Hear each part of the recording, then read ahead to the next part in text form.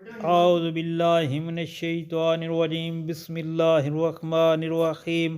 السلام علیکم پیارے بہن بھائیوں، اللہ پاک سے دعا ہے آپ کو صحت، تندرستی اور خوشی والی زندگی عطا فرمائے، آمین، اور آپ کے رزق میں برکت اور کشادگی عطا فرمائے، آمین۔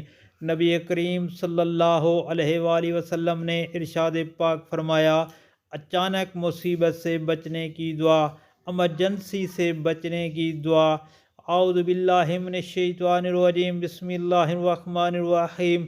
نبی صلی اللہ علیہ وآلہ وسلم نے ارشاد پاک فرمایا کہ جو شخص 3 بار یہ دعا کہے تو اسے صبح تک اچانک کوئی مصیبت نہ پہنچے گی، اور جو شخص 3 مرتبہ صبح کے وقت اسے پڑھے گا تو اسے شام تک اچانک کوئی مصیبت نہ پہنچے گی۔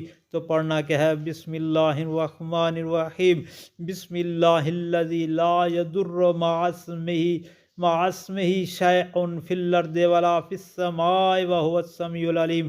اللہ کے نام کے ساتھ، جس کے نام کے ساتھ زمین و آسمان میں کوئی چیز نقصان نہیں پہنچاتی، اور وہی سننے والا اور جاننے والا ہے۔